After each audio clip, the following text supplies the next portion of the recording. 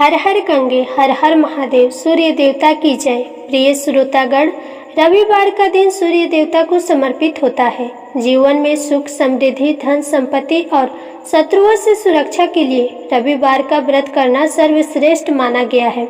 रविवार का व्रत करने व कथा को सुनने से मनुष्य की सारी मनोकामनाएं पूरी हो जाती है। मान सम्मान धन यश और उत्तम स्वास्थ्य भी मिलता है।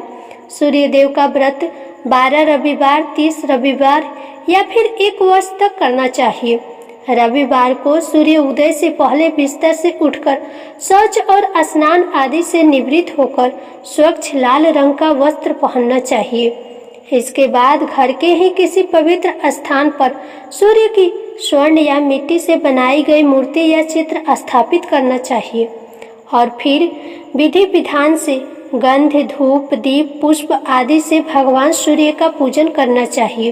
पूजन करने के बाद व्रत के कथा पढ़ने और सुननी चाहिए और सबसे अंत में आरती करनी चाहिए। भगवान सूर्य का स्मरण करते हुए ओम हरांग हरेंग रोंग स सूर्याय नमः या फिर ओम गृहिणी सूर्याय नमः इस मंत्र का 12 या 5 या 3 माला जाप करनी चाहिए।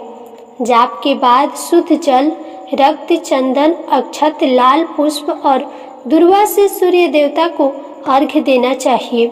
दिन भर उपवास रखकर शाम को सूर्यास्त से पहले एक बार भगवान सूर्य की फिर से पूजा करके उसके बाद शुद्ध सात्विक भोजन या फलाहार करना चाहिए। भोजन में गेहूं की रोटी दलिया दूध दही घी और चीनी खाई जाती है। ध्यान रखें, रविवार के दिन नमक का सेवन नहीं किया जाता है। मान्यता है कि सूर्य देव की आराधना करने से कुंडली के सभी दोष दूर हो जाते हैं। कुंडली में सूर्य अगर मजबूत अवस्था में हो तो समाज में खूब मान सम्मान मिलता है और सुख समृद्धि में भी वृद्धि होती है। इसलिए सूर्य देव की पूजा में व्रत की कथा को पढ़ने का भी विशेष महत्व है। प्रिय श्रोताओं, अब आपको सुनाने जा रहे हैं रविवार व्रत की कथा। आप सब इस कथा को पूरी श्रद्धा और विश्वास के साथ पूरा अवश्य सुनिएगा। प्राचीन समय में एक नगर में एक वृद्धा रहती थी। वह प्रत्येक रविवार को सवेरे ही गोबर से घर लीपकर स्नान आदि कर सूर्य देव भगवान की पूजा करती। फिर भोजन तैयार कर भगवान को भोग लगाकर स्वयं भोजन करती थी।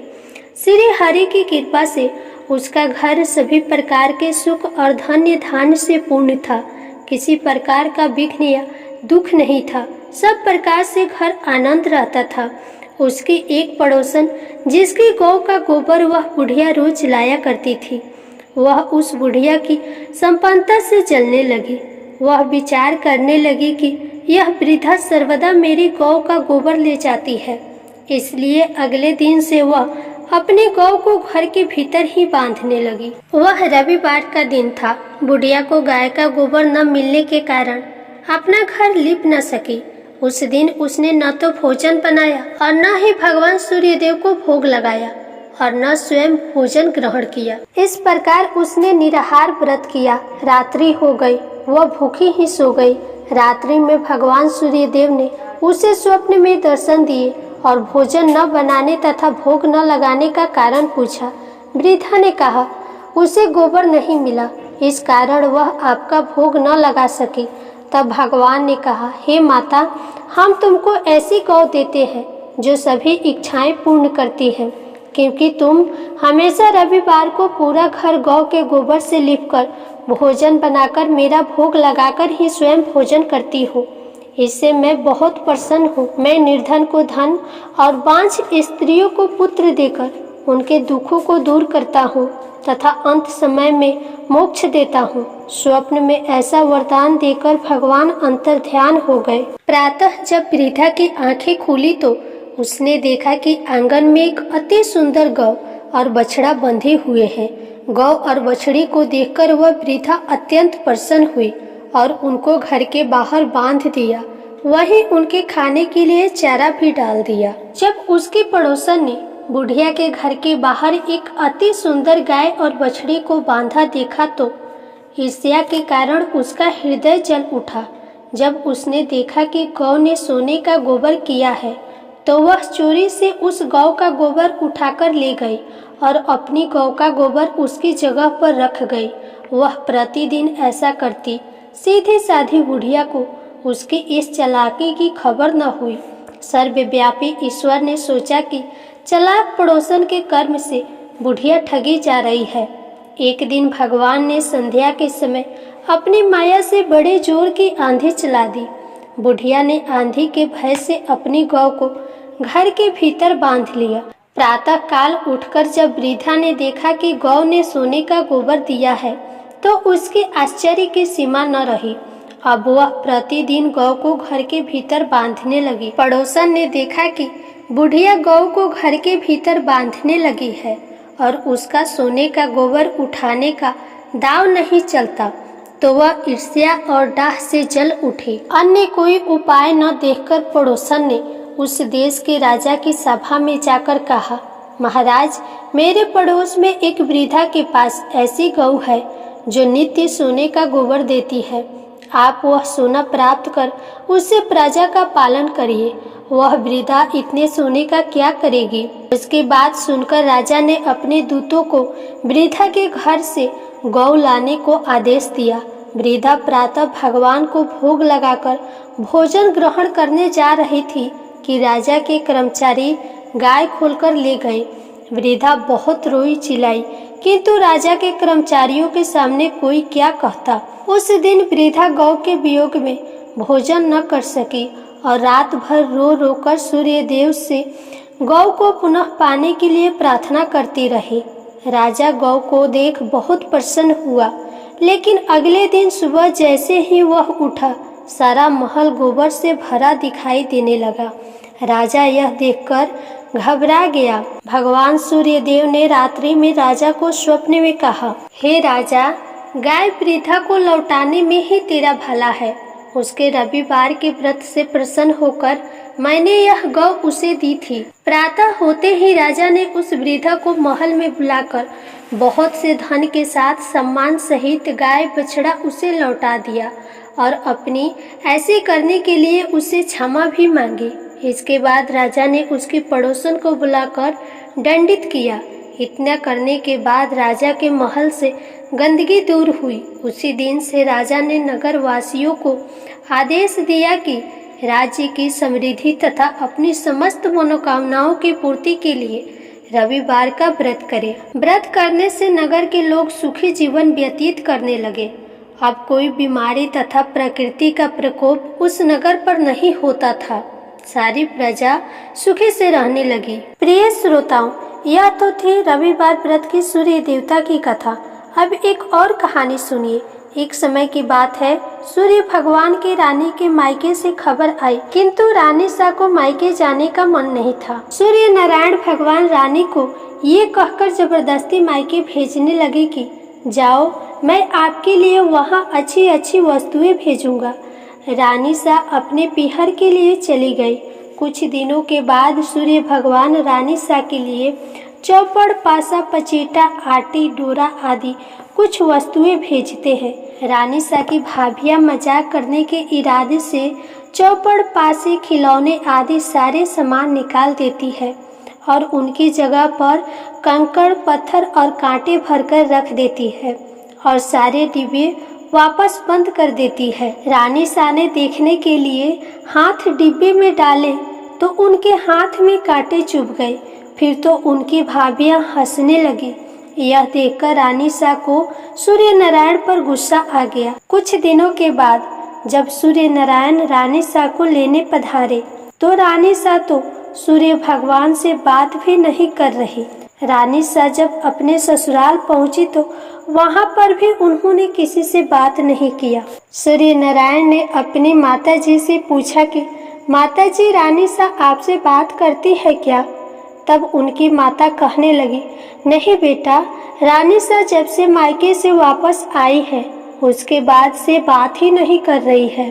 सूर्य नारायण कहने लगे कि माता जी, आज आप उनको बोलना कि धान की बोरी पड़ी हुई है, धान में से चावल निकाल दे, लेकिन ऐसा करते समय चावल टूटने नहीं चाहिए, साबुत निकलने चाहिए। अब सुनकर रानी सा तो रोने लगी। रोते रोते ही वो छत पर चली गई और उन्होंने चिड़ियों को बुलाया। रानी सा चिड़ियों से कहने लगी कि अगर मैंने तुम्हें कभी चूंगा डाला होगा तो अब तुम इन धानों को छील दो। ढेर सारी चिड़िया आई और सारे के सारे धान छीलकर वापस उड़ गई। सूर्य नारायण ने अपनी माताजी से फिर पूछा, माताजी, रानी सा कुछ बोली क्या? माताजी कहने लगी, नहीं बेटा, वो तो कुछ भी नहीं बोली। सूर्य नारायण भगवान ने फिर से कहा, अब की बार आप उनको कहना कि 108 छेद वाली मटकियां है, उनमें पानी भर दो। भला इतने छेद वाली मटकी में पानी कहाँ से रुकता? सूर्य नारायण ने सोचा कि अब तो रानी सा को बोलना ही पड़ेगा। जब ये बात रानी सा ने सुनी तो वे फिर से रोने लगी, लेकिन बोली कुछ नहीं और 108 छेद वाली मटकियां लेकर तालाब पर पहुंच गई। तालाब पर पहुंची तो वहां पर भी वो रो ही रही थी। उन्हें रोता देखकर तालाब की मेढकी आई और उनसे पूछने लगी कि आप क्यों रो रही है? रानी सा ने कहा कि सासू जी ने 108 छेद वाली मटकियों में पानी भरने को कहा है, भला उनमें पानी कैसे रुकेगा? मेढकियां बोलने लगी कि रानी सा आप चिंता मत करो, हम सारे छेद में चिपक जाएंगे, फिर आप आसानी से पानी भर लेना। फिर क्या था, उस सारी मेढकियां तो घड़े में जितने भी छेद थे उतने में चिपक गई। फिर रानी सा ने पानी से मटके भर लिए। उस दिन भी संध्या काल में सूर्य नारायण ने अपनी माताजी से पूछा, माताजी, रानी सा आज बोली क्या? उनकी माताजी कहने लगी कि नहीं बोले। सूर्य नारायण कहने लगे कि कल आप उनसे बोलना कि बाग में उनकी मासी जी आई हुई है, उनसे मिलने के लिए जाएं और उनको यह भी बोलना कि जिस तरफ चरमों बिखरे हुए हैं उधर जाएं। अगले दिन सूर्य नारायण रास्ते में एक स्त्री का रूप बनाकर लंबा घूंघट निकालकर बैठ गए और जब रानी सा उस तरफ आई तो सूर्य नारायण स्त्री का रूप धरकर ही बैठे बैठे रोने लगे। रानी सा ने कहा, क्यों रो रही हो? कोई मुसीबत आ गई है क्या? अरे, मुझसे ज्यादा मुसीबत थोड़ी आई होगी। अगर मेरे जितनी मुसीबत आती तो फिर क्या करोगी? सूर्य नारायण बोले कि आपको क्या मुसीबत है? रानी सा बोलने लगी कि क्या बताऊं, मैं पीहर नहीं जा रही थी, फिर भी इन्होंने मुझे जबरदस्ती भेज दिया और बोले कि मैं अच्छी अच्छी वस्तुएं और बहुत सारी चीजें भेजूंगा, लेकिन इन्होंने तो डिब्बे में भरकर कंकड़, पत्थर और कांटे भेज दिए। मैंने देखने के लिए जैसे ही डिब्बे में हाथ डाला तो मेरे हाथ में सारे कांटे चुभ गई और मेरी भाभियां मेरा मजाक उड़ाने लगी। थोड़े दिन बाद जब ये मुझे वापस लेने आए तो मैं ससुराल आ गई और फिर धान से मुझे चावल निकालने को बोला। ये भी कहा कि एक भी चावल नहीं टूटना चाहिए।